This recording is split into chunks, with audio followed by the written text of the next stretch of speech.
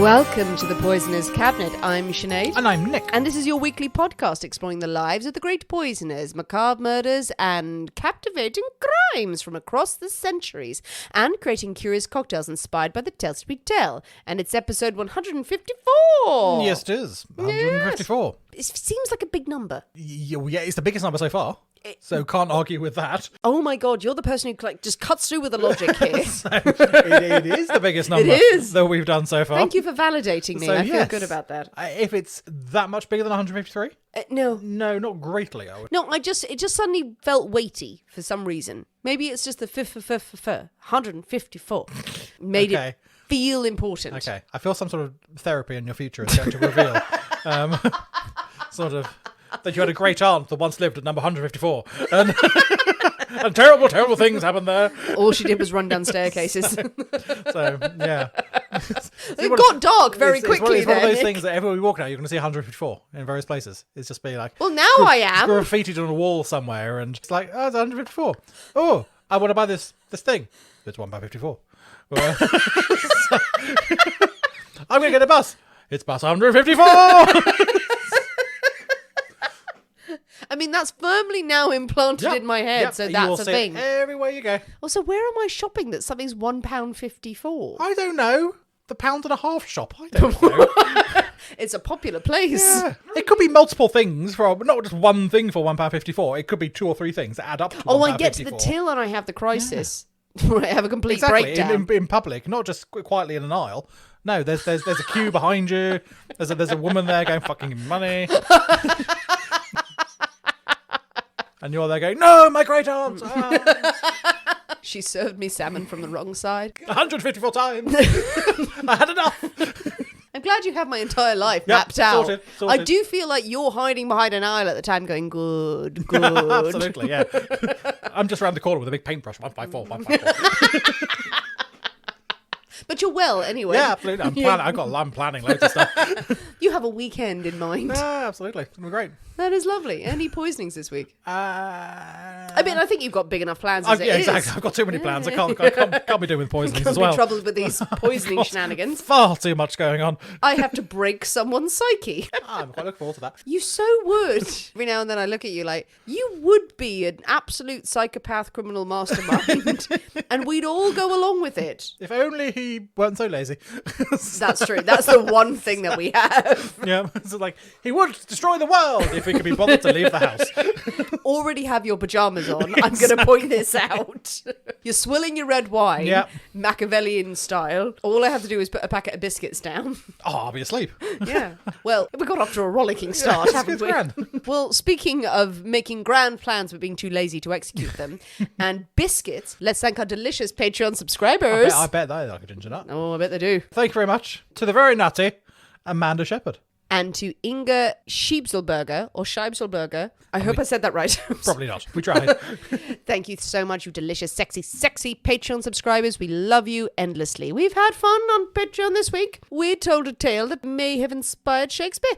Oh, we did. Yes, I had to remind myself then. Local tale. Local tale. It was, the yes. tale of the Arden of Faversham. The Arden of Faversham. Which means something to 5 people in Kent. Yeah, I know. Everyone's going, woo! Woo! Yes, a murder. Dramatic tale of murderings. It was very dramatic. It was very good.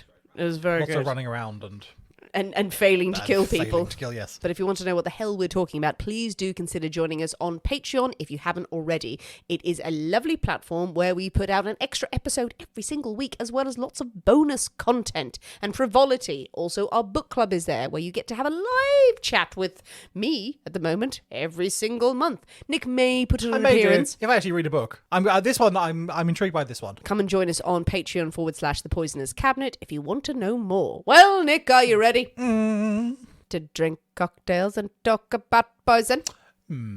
Or we could drink poison and we could also talk about cocktails. What's this one? I don't know. Right. That's very disturbing. You have to answer the question. Shall we have a cocktail? Shall we go with the first one? Yeah, whatever that one was. Yes, let's do that. As long as it stops, it's fine. Let's go with the first one. Hooray, hooray, hooray. It is Nick's story this week, but we can't possibly have a story without a cocktail in hand. As you know, dear listeners, every week we choose a secret ingredient that is inspired by the tale that we tell, and it will flavour our cocktail of the week. Nick's story this week. And his secret ingredient is... A detective. A detective? Detective. We've called it a detective. We have. There is a crime to be solved. Needed to be done. And when choosing the picture, you did insist on a big magnifying glass. Absolutely, yes. It means classic detective. Traditional, It- classic. yes, I mean, is a detective worth the name if he does not have a large magnifying glass? What do detectives do nowadays? They zoom in on their iPhones. Oh, no, that's very true. Oh, I bet they do. Yeah. And then just hit the Google Lens thing and Yeah. just go, tell me what this murder is. So, yeah, that's cheating. Oh, it's a I feel. beheading. There we are. Yeah, I feel that's cheating. Well, with detective, there's lots. What have you come up with? So, this week, it's one that people have been talking about Have they? on the Patreon Ooh. and on the social things. Okay. We're going to have a Nick and Nora. Nick and We're going to Nora. have a Nick and Nora martini. Oh!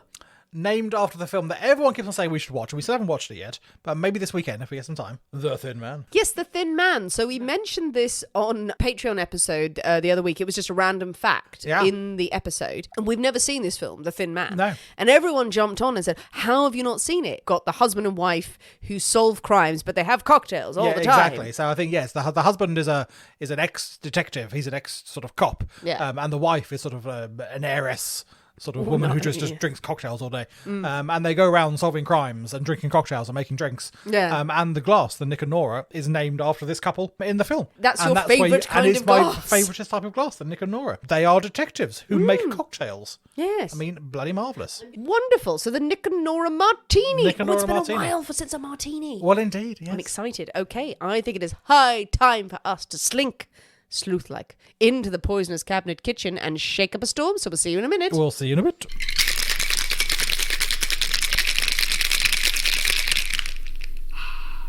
And we're back. Hello. Well, Nick, a martini, a Nick and Nora. Nick and Nora martini. It's been a while. We haven't had anything even vaguely called a martini for a while. Well, not since you yelled. Not since I yelled at things being called martinis that weren't martinis. No, so we had the lecture. We had the...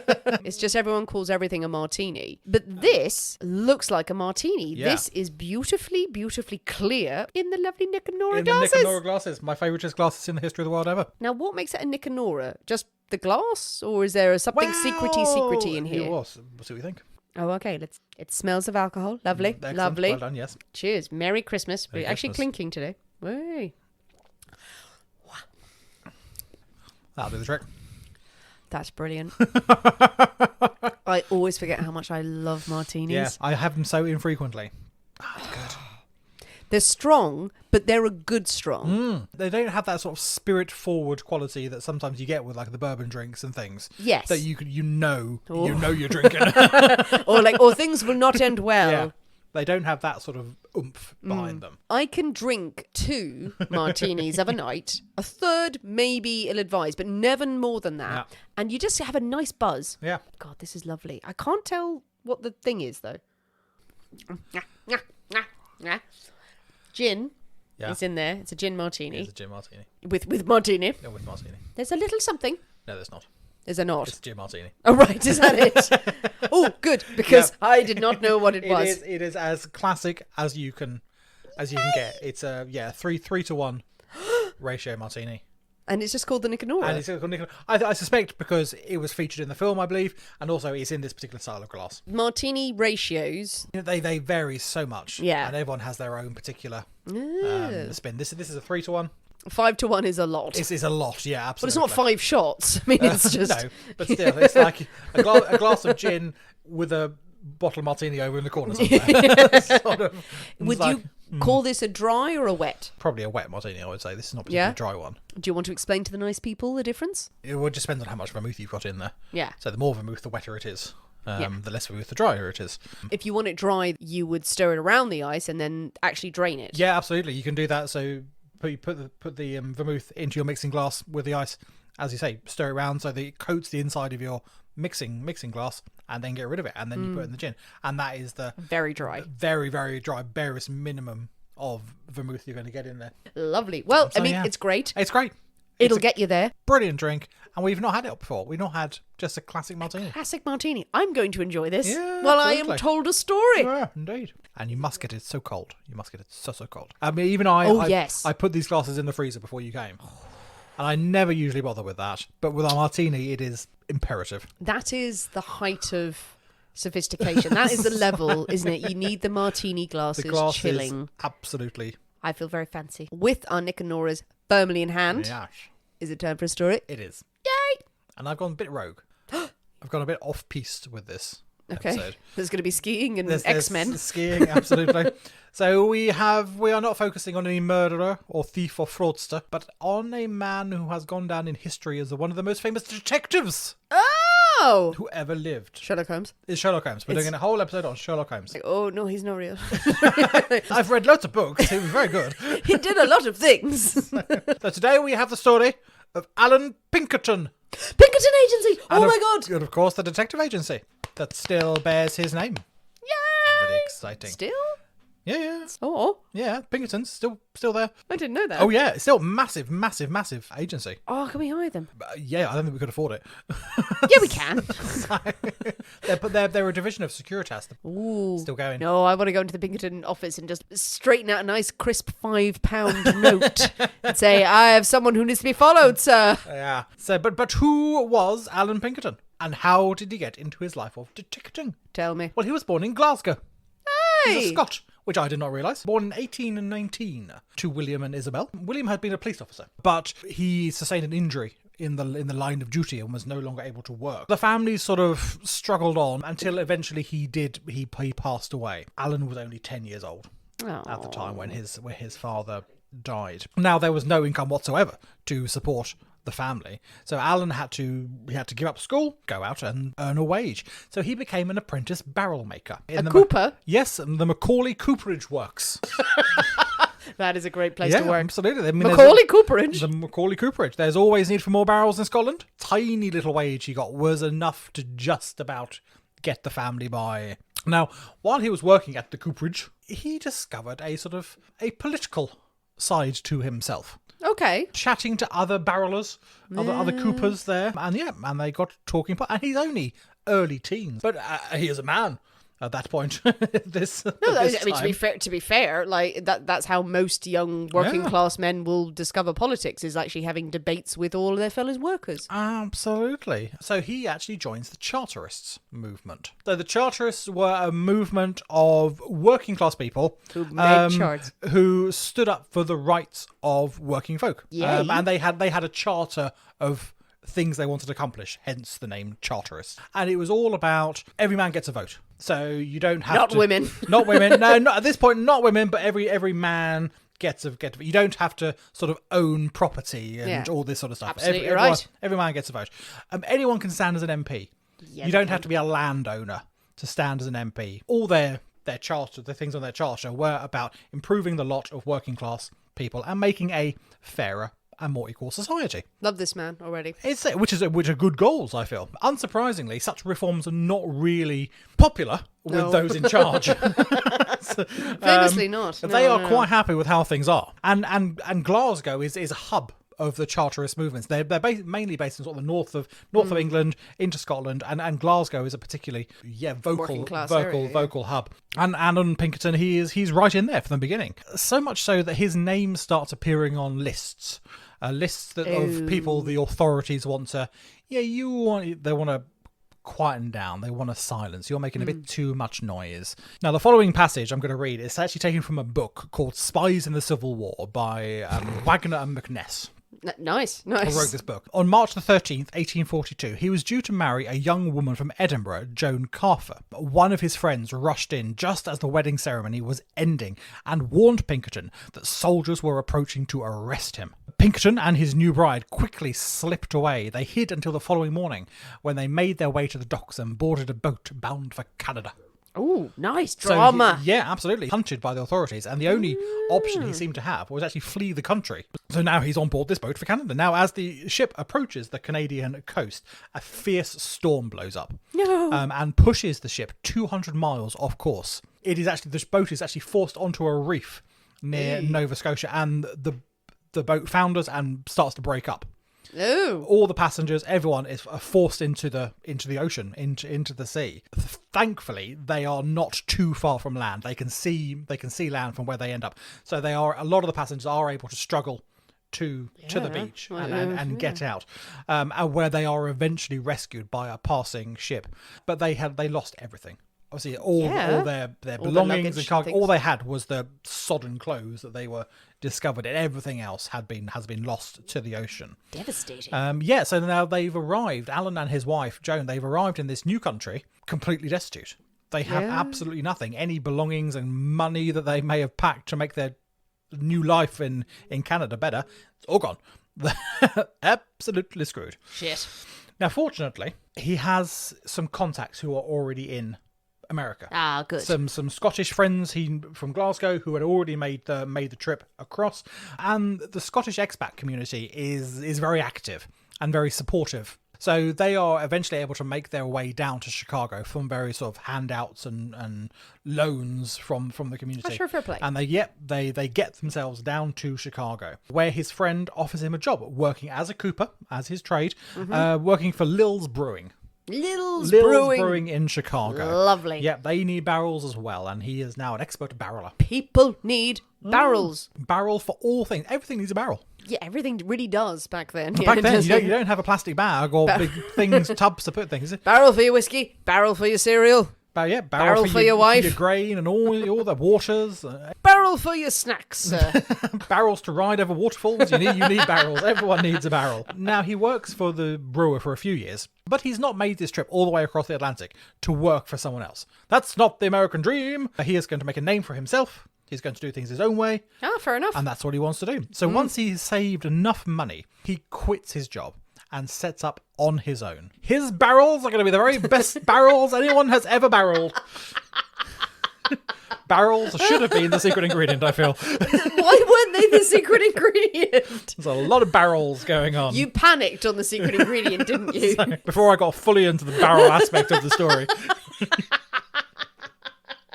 I shall barrel thee out of town, sir.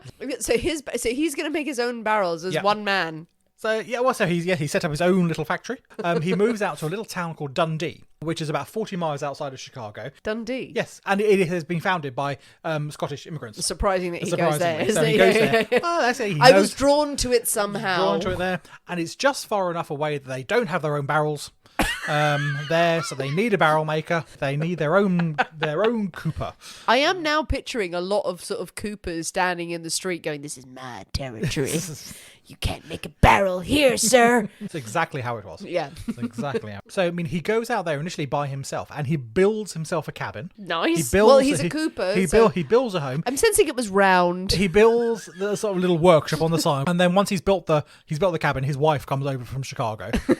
She's not going to be living under a hedge while he builds this. While he builds the house. So she's been living under a hedge. No, she's not going to be living under a hedge while he builds the house. So she waits in Chicago, then comes along afterwards. And then moves into the barrel house. Said, "God damn it, you said our days of barreling was over." No. Barrels. It's barrels barrels all the way down, sir. One day, they come out of the barrel. He was out in the forests looking for suitable trees to make barrels out of. Hunting. Absolutely. When he stumbles upon a gang of counterfeiters who have made their home on a little island in the Fox River. Comes across this scene of counterfeiting. Now his curiosity seems to get the better of him, and he sneaks up and he sort of he watches what's going on. He observes. Yeah. He listens to what these gang are saying, and he comes to the conclusion, yes, they are making fake money. They are then passing it off around town and such like. Now he quietly makes his way back to town and goes to see the sheriff. This is what I've seen. All these counterfeiters on an island in the river. They're over there. Now the sheriff is delighted. He knows there has been a counterfeiting operation somewhere in the area. Several shopkeepers from Dundee have come to him and said, I've been swindled by this. So he knows this is happening somewhere, but he had no idea where this gang was sort of holed up, really, to do anything about it. I feel like he did not go out at all. He stayed in his office going, damn, why will this counterfeiter not present himself to me immediately? But now he is armed with this new information, this information from Pinkerton. So the sheriff goes out and he is able to quickly round up the gang and clear out their island hideaway. From then on, the island becomes known as Bogus Island. Really? From the counterfeiting that occurred there. Now, there is another version of these events that is published in the Boston Globe. Now, this version is slightly more dramatic. It says that a saddler in Dundee has having a conversation with Pinkerton, and he complains that he's been swindled yet again by these damned counterfeiters. He's been taken in once more. And he points to a particular chap in town who he is convinced is one of the culprits. Okay. He's got no proof, but he knows it's him. And Pinkerton takes it upon himself to actually discover the truth. In this story, he goes out and finds what's going on. So he disguises himself as a labourer. Okay. And he goes out, he follows this chap out into the forest. Right. And goes into the camp and sort of ingratiates himself with the gang on this island to find out their secrets and get to know them and stuff like that, posing as a labourer who wants to join. Exactly, proper undercover work. Yeah. Once he's got all the information, he then goes to the sheriff, who goes, thank you very much, and the sheriff goes to arrest everyone. Oh, cunning. Yeah. So I'm not entirely sure which version is true. The second version seems a bit convenient. Yeah, it's nice for the narrative. It's a nice for the narrative of how he got into where he became. I like the idea that he went in and he was posing as a labourer, but he was doing a terrible job of it. terrible job. I mean, whichever version is true, Pinkerton is celebrated for his role in the apprehension of these counterfeiters. He becomes a local hero. And he becomes an incredibly busy chap. In his own words, he says, I suddenly found myself called upon from every quarter to undertake matters requiring detective skill. Seems odd. Which seems a leap from a chap who just happened upon something in a forest. Yes. So that's why I think potentially the Globe thing makes him into more of the detective from the off. But people seem to think, oh, he discovered this plot. Yeah. And so therefore he must be a great detective, where actually he's just wandering in the forest and he went, oh, look, there's people over there. Well, that makes me more inclined to believe the Globe version of it. Because if he just wandered in the forest and he found something, it's a bit like going, oh, you're the greatest detective who's ever lived. Well, that seems to be... Because I used my goddamn eyes. Yeah, that seems to be the theme, really, that after this incident propels him to stardom. But it must have been that he had employed some subterfuge or something like that to, if it was the first version of it, but he must have got into the river, he must have been quiet, he must have been subtle, found some stuff out and decided to turn them in rather than turn it to his own advantage. Probably noble. So he got in and out without being detected, absolutely. Yeah, so maybe... a certain amount of skill there, sure. I believe that, rather than him kind of going in and like dressing up as someone. He is quickly appointed deputy sheriff. Of the area. You're a genius. No one's ever done such detecting before. The sheriff is shit. The sheriff is not left. The sheriff is agoraphobic. Yeah. He's never left his office. God, thank God you're here. The sheriff is really happy for Allan to take over. You crack on, mate. He swiftly proves himself sort of a natural crime fighter, catching cattle and horse thieves, swiftly dealing with any bar brawls or disagreements that happen in town and things like that. No one argues with Allan Pinkerton. Okay. If he says to do something, you fucking do it. Crime, it just doesn't happen. He has stamped out crime in sort of the county. But soon he gets bored. This is boring now. Cow thieves, horse thieves, the occasional punch up in a bar on a Saturday evening. It's a bit dull. So he wants to move on to bigger and better things. So in 1849, he is appointed the first police detective ever in Chicago. Police detective number 1. Oh. In Chicago. Crime is rife in Chicago, in the big city. Surely not. And Pinkerton really despairs about how he is meant to detect everything that he needs to detect. Can he do it all himself? He needs bigger magnifying glasses. He has like a small army of constables. They're there to keep the peace. They're there to break up trouble and really to stop crime happening in the first place. They're not there to detect things after the crime has happened. No, but that's his job. Yeah, well, exactly. But he's the only one. So, and he's going, Well, then fuck am I the only one? Well, surely, like, if the constables are doing their job, only a few will filter through. Yeah, but it doesn't seem to work like that, though. Oh, There's a lot on the books that need investigating. Oh, I bet you the constables are all on the payroll, aren't Yeah, they? Oh, so they're all getting backhanders. There's a lot of things that need detecting that aren't being detected.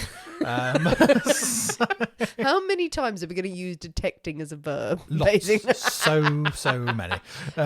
He detects, I detect, you detect, we detect. But I mean, the city is not willing to fund Crime fighting. a larger detective force. They're paying for the Okay. constables to do their job. Yeah. They've got Pinkerton out. Surely you can sort the rest of it out. He's going, no. Then this is a big city. There's Yeah. lots going on. We need more people. And the city go, no. So what he does, he quits. He gives it up. I'm not going to be the first police detective in Chicago. Can't be asked with that. In 1850, Pinkerton and his business partner at Edward Rucker, they found the Northwestern Police Agency, which swiftly becomes Pinkerton and Co. And then finally, Pinkerton National Detective Agency. Lovely. The Pinkerton Agency uses the motto "We never sleep." Is their company Is that their motto? is their company slogan, and it is set underneath the logo of a large unblinking eye. I was going to ask. And that's where you get the term "private eye" from. Yes. Yeah, Which no, I did not know that. Well, I knew there was a logo Yeah. with I, but Yeah, that's terrifying. it's absolutely terrifying. We never We sleep. never sleep. We're watching you. We're watching. all It's the like Big time. Brother and the Eye of Sauron Yeah, constantly. absolutely. Also, the eye should be bloodshot. Who came Yeah. up with that? Going, your life is in our hands. We will take care of you. All of this sort of like, we never We sleep. never sleep. We are Wow. always watching you. Which is really ominous. Imagine the first few cases where they go out to people and go like, will you solve this crime? No, but we won't sleep. We'll always be at your window. Always be watching, always watching forever.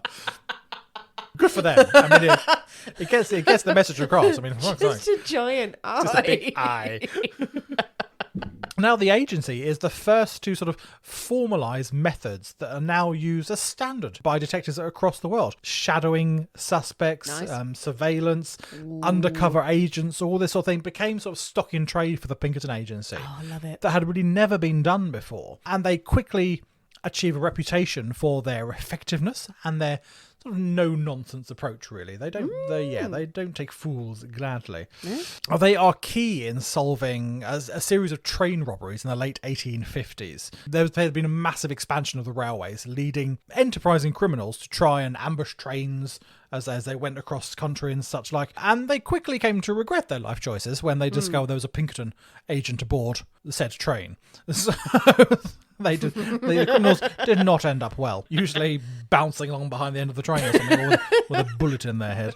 That's not good. It's not good if you're a criminal. Now, it is during the time the agency is working for the railways, Pinkerton first makes the acquaintance of Abraham Lincoln. Yay! Now, at the time, Lincoln is a lawyer. He's a lawyer working for the Illinois Central Railroad. Key in sort of negotiating contracts with Pinkerton. They become, probably not friends, but they certainly know each other. Now, I mean, despite the often dangerous situations that Allan Pinkerton finds himself in as part of his job, he is noted for his calm temperament and nature. A reporter once describes an encounter with him, saying that Pinkerton had strong, rugged features. That peculiar high-colour complexion that indicates a good liver.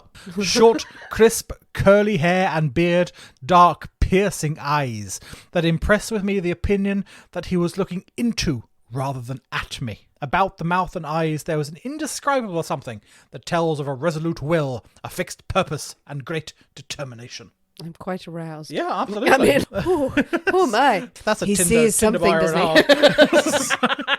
On one occasion in the 1850s, Pinkerton finds himself in the middle of a riot, Shit. like you do. 40 or 50 men protesting, and generally causing a nuisance, really. Pinkerton, he tries to negotiate with the leader of the mob, but instead the man throws a punch at Pinkerton. Pinkerton catches the man by the arm and hurls him to the floor. Oh my god, he's a superhero. He's a super. Oh my god, absolutely. he caught the punch. He caught the with punch. his hand. Twists the arm and throws the man to the floor.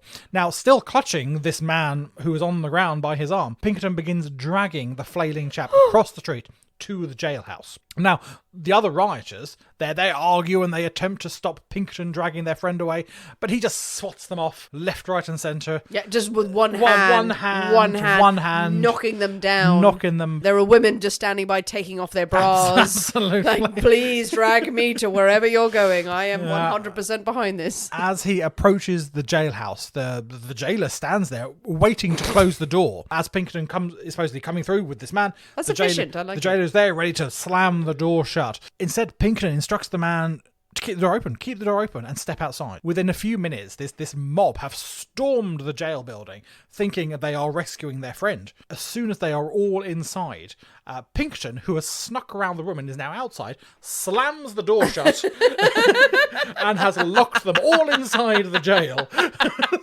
That is a very cartoon way of doing it. Very cartoon way of doing things, but it works. And he has now trapped these men inside the jailhouse. And close the door, and you're locked in. So when the constables finally arrive... How many people? Well, they say about 40 to 50, this report says. Jesus. So a lot of people.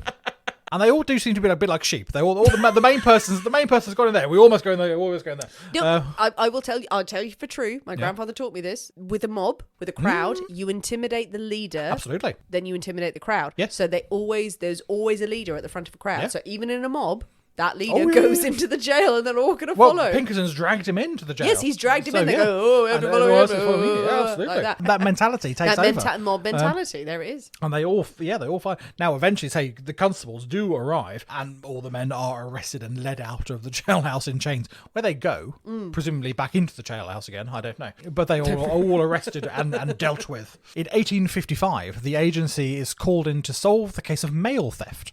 The post office is at a loss. They have no idea where all this mail is going missing along its route. Pinkerton visits the particular depot that many of the missing pieces would have been routed through, and he sets himself up in a spot overlooking the tables where the mail is sorted. Oh, okay, nice. So he's up in the gantry somewhere spying down. Now, at these tables, there are men known as pilers.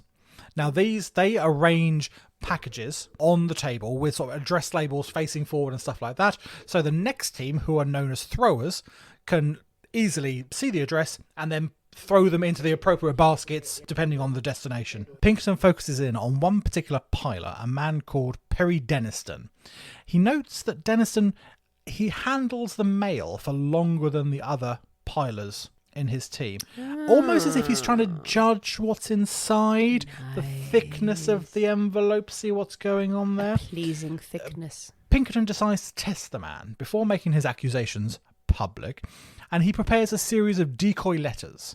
Some feel like they may contain money, others are just letters, just plain letters. He places these decoys in Denniston's area and hides again up on a gantry overlooking. Pinkerton sees Denniston pick up one of these decoy letters, and when the thrower's back is turned, slips it into his coat pocket. Goodness me. Next morning, 6 a.m, Denniston is woken as the police barge into his apartment, knock the door down. He's in there. His apartment is searched. The decoy money and a great deal of other money as well is found. What's interesting is 3 months later, Pinkerton arrests Perry Denniston's brother, Theodore, for exactly the same crime. Wow. Seems to be a family pursuit. Well, he's probably told him, by the way. This has been working for months and months and months and months and months. Letters, This is the way to do it. So another post office has said, we've got a similar problem. Oh, it's his brother. Now, on this occasion, though, when police first search Theodore's apartment, they find nothing. There is no evidence of anything going awry. But Pinkerton, he's sure Theodore is the man. He is sure he is guilty, and he carries out his own search. Pinkerton takes all the pictures off the walls, and he notices that the backing on several of the pictures is a bit loose. Oh my God, yes. He peels away the backing paper. He does. And reveals over $3,500 in notes across several paintings. It's just the golden age of detecting. It's like it's literally the point and click video games. It's what you do. Check the back of the picture. All my synapses are firing now of joy because I feel like this is a point and click detective game. Now, unsurprisingly, Pinkerton does make a few enemies along the way. In certain circles, he's not the most popular popular man. Yeah, you snitch. Many of his critics, they try to discredit him. They try to pretend that he's an alcoholic, he's a gambler, he's cheating on his wife, he's got mistresses. None of this is true. It's absolutely he doesn't drink. Well, he does, but he drinks, but not to excess. He doesn't gamble.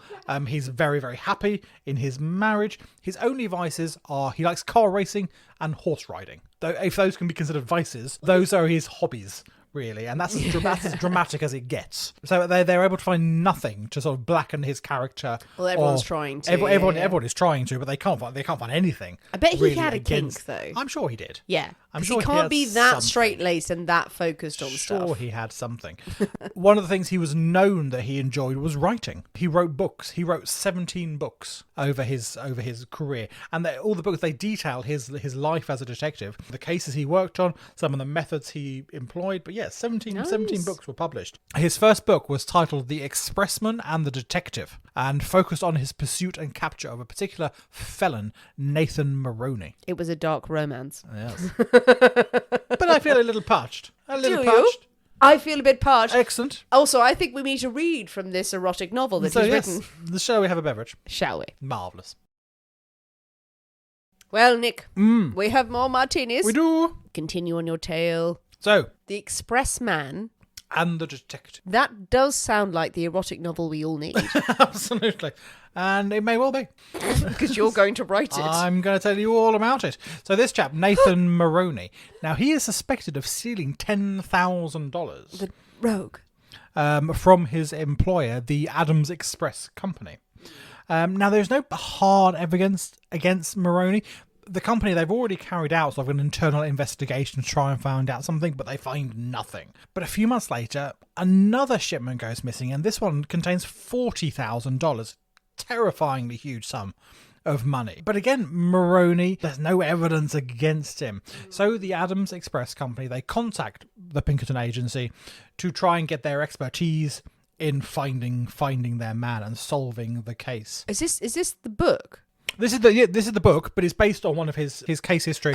So now in this book, Pinkerton writes, I maintained as a cardinal principle that it is impossible for the human mind to retain a secret. All history proves that no one can hug a secret to his breast and live. Everyone must have a vent for his feelings. It is impossible to keep them always penned up. This is especially noticeable in persons who have committed criminal acts. They always find it necessary to select someone in whom they can confide and to whom they can unburden themselves. It's intriguing, isn't it? Yeah. Is there a tell? Is there someone you will have spoken to? Yeah. 8 Pinkerton agents trail Maroney for over 10 months. One of them actually befriends Maroney and becomes a close confidant undercover. The agency follow their suspect across the country until they gather enough evidence that they think they can arrest the man. They still don't have the missing money at all, but they think, we've got a plan. We've got a cunning plan. When the agents come to arrest Maroney, they also arrest the undercover Pinkerton agent as a associate of Maroney's, and they are placed in the same cell together. Now, Maroney, he knows that his new friend has got nothing to do with this crime because he wasn't around then, so he is entirely innocent on that. So the authorities are going to have to let him go soon enough. Yeah. In the cell, Maroney confesses to his new friend. He tells his friend about where the money is, and he says, go and get it, retrieve the money, keep it safe for me. Until I'm released. Okay, fair enough. Again, keep it safe. A few days later, the undercover agent is, yes, indeed, released from prison. There's no evidence to hold him. Maroney is entirely convinced that his associate is going to go and get the money, keep it safe. Oh, wow. Keep it secret for when he releases. A few days later, Maroney is brought into court. There, as a witness against him is Batman. Is his dear friend. Oh no. The undercover Pinkerton agent. Oh, the brutality. so very, very, very harsh. I mean, it's good. It's good. It's Absolutely. Good. So he had no idea that his dearest chum was this undercover agent. In 1861, while working on a railroad robbery, he uncovers a plot to assassinate the newly elected Abraham Lincoln while he is traveling to Washington, D.C. for his inauguration. After the outbreak of the Civil War a few months later, Lincoln appoints his old chum and his savior, Pinkerton, to the head of the Union Intelligence Service. He is now in charge of all the secret shenanigans during the Civil War. I mean, that's a big It's a big old job, It's absolutely. a big deal. Yeah. Now, Pinkerton agents, they work undercover as Confederate soldiers gathering military intelligence.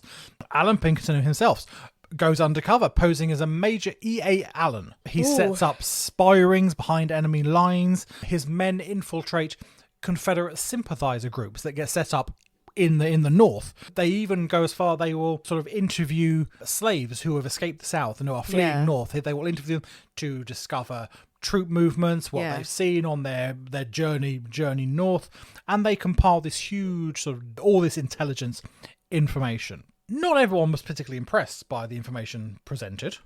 It has to be said. Not to say not everyone is a particular fan. One historian later wrote that Pinkerton's work was the poorest intelligence of any general ever had. Well, based on what? Based on, there were various reports. There's one particular that Pinkerton was not good determining numbers of troops. Right. That are moving around. So not a military. So not sort of military tactician. intelligence. So some people think that he was providing grossly overestimated numbers of enemy troops to generals, and that resulted in some Union generals being overly cautious, or changing their plans, thinking that they are faced twice the number of people than they actually are against. So they think it's like Father Ted, like Dougal is standing by the window going, I'm no judge of numbers, but I think there's 14 million of them out there. It's exactly so. But he's dealing with one-on-one people who are saying, oh, there were thousands of them out there. So he's going, oh, there were thousands of them out there. Well, actually, it was like 20.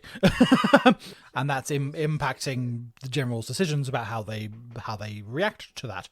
He ends up being head of the service for about 2 years or so before he goes, nah. this not for me.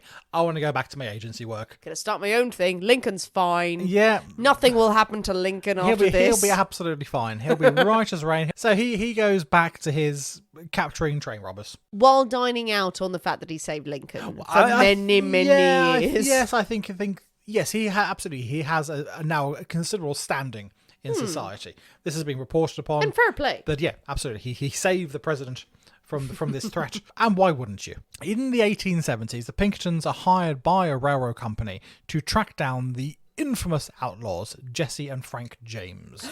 Jesse James, leaders of the James Younger gang.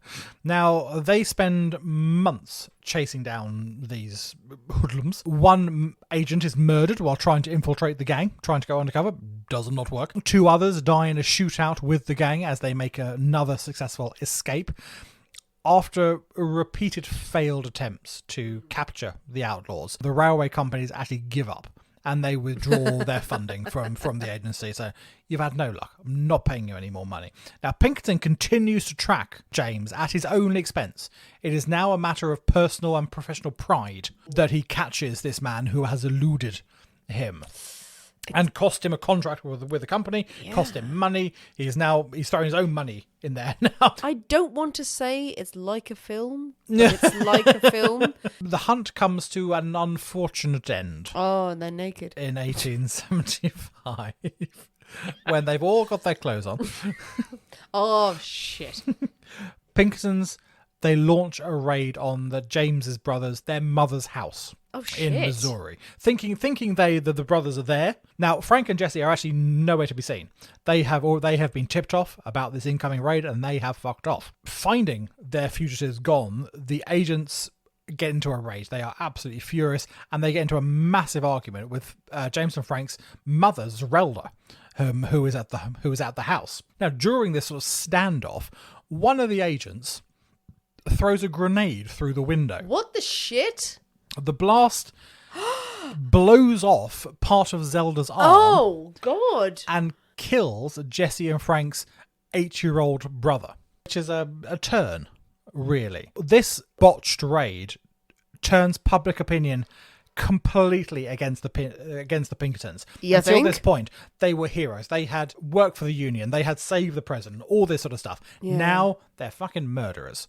They are absolute bastards who are killing children to get what they want. So after seeing this, okay, Allan Pinkerton says fine. He calls off the hunt for Jesse James. He abandons that. He considers it greatest personal failure that he was not able to bring this man to justice. So this point where sort of the reputation of the Pinkertons gets slightly darker. They become known for their really quite aggressive tactics. Grenades through windows, quite aggressive. Bit much. Bit much, absolutely. But it's now they also start being employed by businesses as muscle who break up labour strikes. They keep a watch on union members. And it's a very far cry from Allan Pinkerton's beginnings as a charterist. Exactly. Back in Scotland, when he was all about workers' rights and such like. It's taken That's a not very, okay. very, very different turn. He's actually written about that. Yes, he approved of rights for workers and all this sort of thing, but he absolutely hated strikers. And he hated the unions as well. So workers' rights, but not unions. So it's slightly contradictory in his opinions. Okay. But really, sort of by this point, he had started taking a bit of a step back in running the day-to-day running of the business. He had become increasingly occupied with writing his books, and the running of the agency had been left to his two sons, Robert and William. The following years, really, the agency goes from strength to strength. By the 1890s, the agency is larger than the US Army. They have 2,000 detectives on the books and 30,000 reservists. Basically muscle for hire. that they can call anywhere in the country. Okay, no one should call those people ever. No one is going to call those people. Allan Pinkerton, he dies in Chicago on the 1st of July 1884, age 65. Now, there are various stories as what caused his death. One is that he supposedly slipped on the pavement, bit his tongue, and developed gangrene. And he was like too stubborn to go to the doctor, and it caused infection, and he died. Others claim that he died from a stroke. And some others that he actually contracted malaria. He had visited some of the southern, some far off places. The southern states, so off, hot, toasty places, and he had contracted malaria. Now, the following is actually an excerpt from the Chicago Tribune after his funeral. How meagre are the words of man to speak the worth of Allan Pinkerton. When that the poor have cried, this man hath made quick answer to their needs. When the wronged sought help against power, he bravely bared his arm for their defence. He recognised no distinction of society save those of merit among men. He despised all fraud and false pretence. He fought for the good and against the bad. He was tender, he was strong, he was brave, he was true. Wrap him up in your bosom, great Illinois. You cannot claim him as your own. He belongs to this generation and the future. No state can claim him. His memory is the right of countries, not states. Hero and friend, farewell. Da, da, da. The story of Allan Pinkerton. Da, da, da. Oh, good story, Nick. That's fascinating. Really good. Oh, love it. There's so many questions, though. There's so much more. Ooh. Oh, there are hundreds of thousands of cases that the Pinkerton Agency. They were involved in so many cases. So many stories that we do is the Pinkerton Agency, and the Pinkerton detectives did this and blah, blah, blah, blah. So let's start with, what do you think of Allan Pinkerton? I think he was, on the whole, absolutely good for him. He did fantastically good things. I think he started off in an incredibly good place. I think it got a bit dodgy towards the end. The motivation behind it from the beginning was good, and was a pure to help people and to do right. It grew to something. It grew massive. to something potentially scary. Can you think of anything else apart from a religion, I suppose, that could grow so fast? Yeah, I mean, it grew so fast and so big that it does. It appears slightly threatening. The state of Ohio actually banned the Pinkerton Agency because they were so powerful. No, you cannot operate in our state. And where they, towards the sort of the 1880s, 1890s, seemingly they went off going after the money and going Yeah. towards the big business. We want to get rid of the strikes. We want to get rid of the unions and stuff like that. And they were there as muscle for hire, as a slightly private mercenary army rather than detectives. That's where it gets slightly more dodgy, I feel. But I think the initial setup with Allan Pinkerton came from a very good place. I think I take issue with, as you said, that from his background, them breaking up strikes. Yeah. It seems strange that it warped into that. What's interesting is the sort of time that he was starting to take a step back, and the next generation, his sons, were starting to take over. Yeah. At that point, that it seems to be that sort of crossover period where things started to change more. Obviously, he got slightly obsessed with the Jesse gang, yes, the James gang. He definitely did. Yeah, and that led him into a slightly dark place with just chuck everything we've got at them because I want to get this bastard, which did not end well.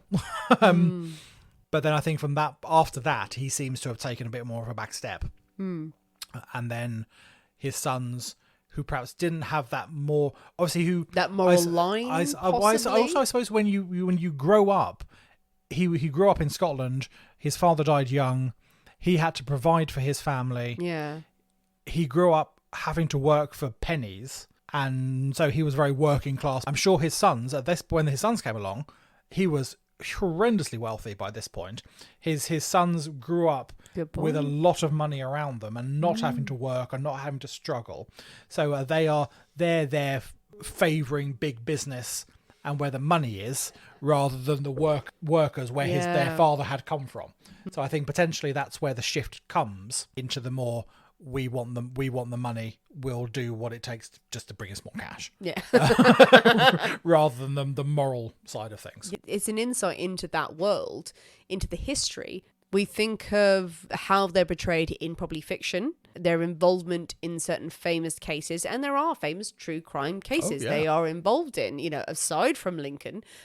He really did hammer home Lincoln, the first assassination, use that as his flag that he waved. It's like, didn't do so well the second time, mate, but you weren't there. You weren't there at that time. The Pinkerton Agency still exists. Oh yeah, they're all about sort of risk management, and personal security and that sort of thing now. So they are still a huge, powerful firm. And so they're owned by Securitas and things like that. So Allan Pinkerton said, "You cannot keep a secret. Yeah. Any person cannot keep a secret." Do you believe that? To be honest, yes. Okay, why? I on the whole, I think people don't want to keep secrets. Yeah, people want to tell people stuff.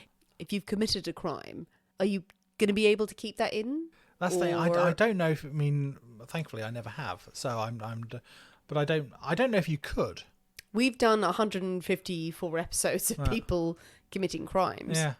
And they've told someone at some point. They've told someone because they've all been found out. They've all told someone at some point. Well, we've got unsolved crimes. But no, I think he's onto something there. I think keeping secrets it's not an easy thing. And especially if it's that magnitude. There are many, many brilliant books and works of fiction about the Pinkerton Agency. Axeman's Jazz. I think I've mentioned it before. Yes, Ray indeed. Celestine. So good, guys. Get on that. Well, there's one thing I didn't mention, actually, is that they are famous. They hiring the first female detective. They did, yes. Yeah, and actually, I haven't. I should have mentioned this. But yeah, they hired the first woman detective, and she was actually buried with Pinkerton and his wife. What now? Yeah. So she never married, and she was devoted to her career as a detective, and Pinkerton himself was very, very loyal to this woman, and she was actually buried with Pinkerton and his wife in the end. Okay. Slightly bizarre. That's weird, yeah, but also brilliant. And she was brilliant. She was apparently incredible at her job. Absolutely brilliant. Well, what do you think, people? What do you think about the story of the Pinkerton Agency? Are there crimes and stories about the Pinkerton Agency or involving them that we should be covering in the future? What do you think of Allan Pinkerton himself? What do you think of all the methods of detecting crime? Tell us what you think. Jump on the comments of this episode wherever you listen to it. Tell us your thoughts, your theories, your feelings, but most importantly, you must mix up. a Nick and Nora Martini. It's damn good. I mean, it's good. It's really good. If you haven't mixed up a martini Yep. before now, Gin and vermouth, 2 ingredients, 3 to 1, 3 buckets, 3 mugs, 3 thimbles, whatever you have to hand, just 3 of them and 1 of them. That's what you need. Yep. if you prefer vodka, Gin's better. I'm not opposed to a vodka No, martini. I'm not a fan of a vodka martini. Oh, I like a vodka martini.